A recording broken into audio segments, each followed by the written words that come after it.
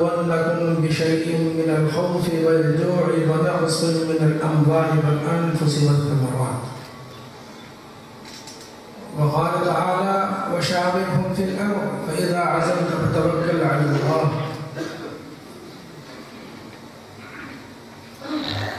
آج کی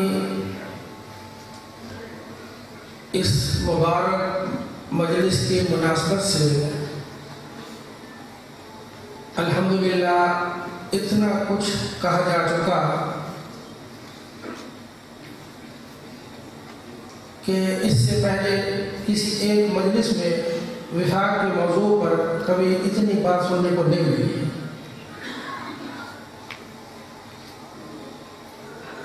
ابتدا میں نے اپنے چند کلمات میں ایک بار یہ عرض کی تھی کہ اللہ جن کو دین کی خدمت کے لیے قبول فرماتے ہیں ان کی زندگی میں زیادہ بے فکری نہیں آتی. طرح طرح کے مسائل اور مسائل سے ان کو اللہ گزارتے رہتے ہیں. اور اس میں سب سے بڑی حکمت یہ ہے کہ کسی محتمم کے دل میں، کسی مدرس کے دل میں یا کسی انتظام کرنے والے کے دل میں یہ نہ آ جائے کہ یہ میرے مجھ سے یہ سارا کام ہو رہا ہے. اللہ ایسے رکاوٹیں پیدا کر کے اس کو کہیں ایسا منجمد کر دیتے ہیں کہ اس کا پاؤں آگے نہیں ہوتا.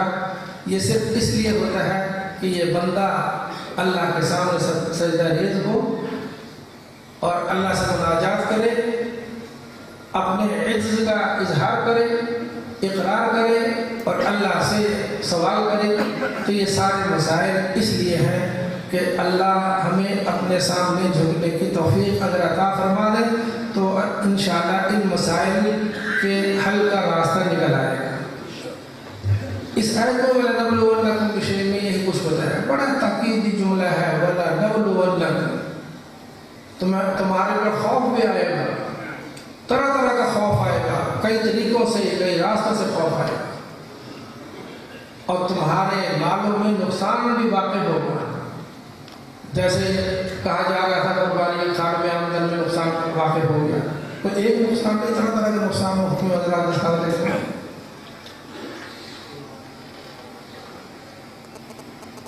والانفس، جانوں میں نقصان.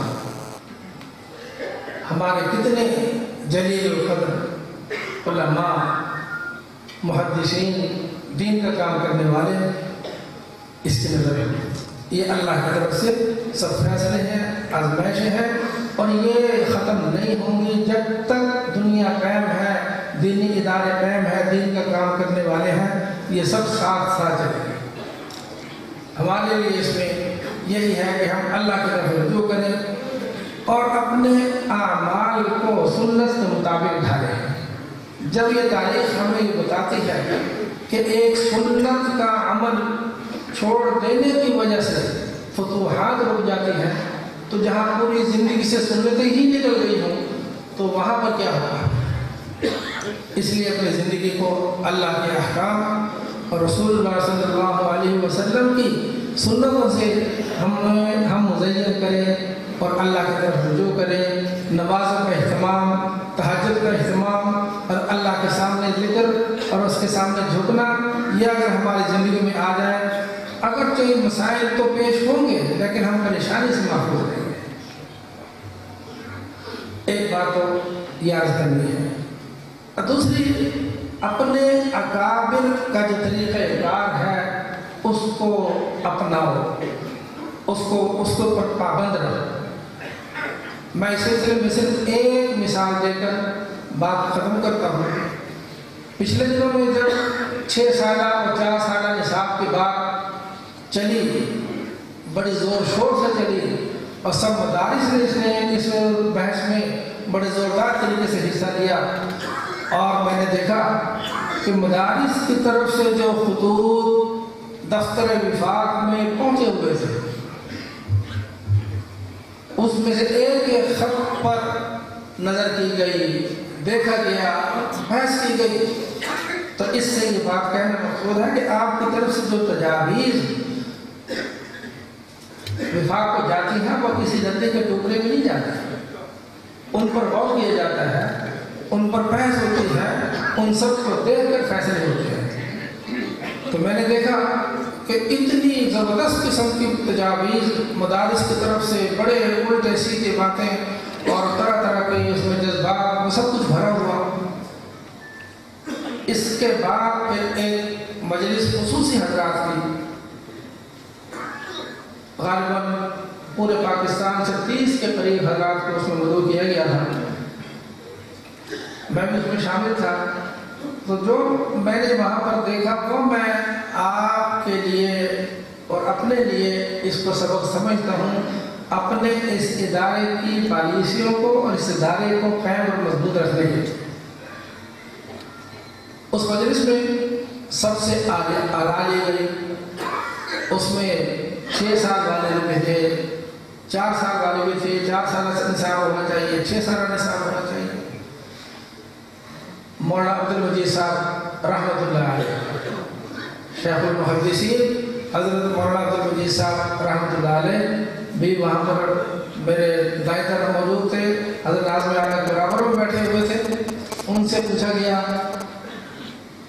انہوں نے فرمایا، اور یہ جملہ ہمیں سنے گی، اس کے ساتھ لکھنے کی ضرورت ہے اور اپنے دلوں پر رکھ لینے کی ضرورت ہے، اور اگر ہم اس بات کو اپنا لیں گے تو انشاءاللہ ہمارے اس اجتماعیت میں کوئی کسی قسم کی دراڑ کبھی پیدا نہیں ہوگی۔ انہوں نے فرمایا کہ میں ذہناً خلاف ہوں 6 سالہ کے، لیکن عملاً متفق ہوں۔ انہوں نے جملہ فرمایا کہ میں ذہناً خلاف ہوں 6 سالہ نصاب کے، لیکن عملاً متفق ہوں۔ میرا ذہن نہیں تسلیم کرتا 6 سالہ نصاب ہو، لیکن اگر وفاق یہ فیصلہ کر دے گا تو پھر میں عملاً اس پر متفق ہوں۔ تو ہماری پالیسی یہ ہونی چاہیے، ہم اپنی مشاورت کو اس اجتماعیت پر پھانسی نہیں، اپنی مشاورت، مشورے کا معنی ہی ہوتا ہے اپنی مشاورت دے دیں اور مشورہ دے کر فارغ ہو جائے۔ فَإِذَا عَزَمْتَ فَتَوَكَّلْ عَلَى اللَّهِ، اس میں یہی کچھ بتایا کہ مشورہ سب سے کرو، سب سے رائے لینے کے بعد جس طرف اللہ آپ کو متوجہ کرے اس پہ پھر اللہ کا بھروسہ کر کے فیصلہ کرے۔ تو ایک بات میں نے عرض کرنی تھی، اور ابھی قاضی عبدالرشید صاحب دامت برکاتہم نے آپ سب کا شکریہ ادا کیا کہ آپ تشریف لائے۔ یقیناً شکریہ ادا کرنا چاہیے، میں بھی کرتا ہوں، لیکن میں تو یہ کہتا ہوں کہ آپ سب کو اجتماعی طور پر اکابرین کا شکریہ ادا کرنا چاہیے کہ آپ نے ہمیں چھت کے نیچے لا کر بٹھا دیا ہے۔ آپ کی طرف سے ان کا شکریہ ادا ہونا چاہیے کہ آپ نے ہمیں بلایا، ایک چھت کے نیچے بٹھایا، ہماری باتیں سنی اور سب کچھ سنا گیا، ان کے ذہن نشین کردہ اور لکھ کر بھی دے دیا گیا۔ تو اب انشاءاللہ جو فیصلہ آئے گا انشاءاللہ ہم سب اس کو دلی طور پر تسلیم کرنے کے لیے انشاءاللہ تیار ہوں گے انشاءاللہ۔ اب میں قائد وفاق حضرت مولانا محمد علی صاحب الندری دامت برکاتہم، اللہ ان کو سلامت رکھے، ان کو صحت و عافیت کے ساتھ ان کو مدراز فرمائے، ان کو جیسا کہ ابھی اس میں بتایا گیا اور وہ جو تحریر لکھی گئی تھی اس میں کہا گیا کہ اس وفاق کی مصروفیات کی وجہ سے اپنا ادارہ اور اپنے گھر بار کے جو حالات وہ ثانوی حیثیت اختیار کر گئے، اور یہ وفاق اولین حیثیت میں ہے۔ اللہ ان کی کاوشوں کو قبول فرمائے اور اس ادارے کو ہمیشہ سلامت رکھے، کسی قسم کی چھوٹی بڑی دراڑ سے، اور ہم میں سے کسی کو بھی اللہ کی اپنی زبان سے کوئی ایسا لفظ نکالنے کی کبھی توفیق نہ دے جس کی وجہ سے اس کے کسی بھی جگہ پر کوئی خلل واقع ہو جائے۔ تشریف ہے حضرت مولانا حنیف صاحب۔